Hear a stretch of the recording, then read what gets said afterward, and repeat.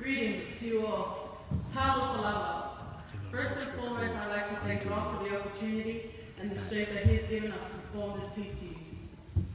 On behalf of St. Peter's Polynesian family, we'd like to thank Principal Mr. Black and Deputy Principal Mr. Hanson for this opportunity to show you all the beautiful culture of Samoa.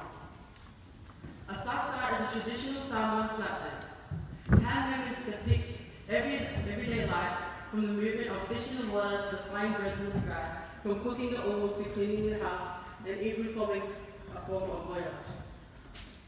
The tauranga is going to be performed by our school captain, Brooklyn Papamsili, and is a traditional Samoan dance considered the apex of Samoan performing arts forms and centerpiece of the culture of Samoa.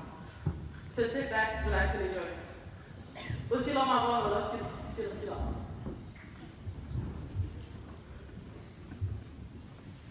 E mua lava, mako ke whakalofa aku, I le pa ia male manu leo whia.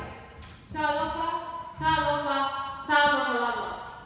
Aia lo maia, lea ka mo whai aku le whanau St. Peter's.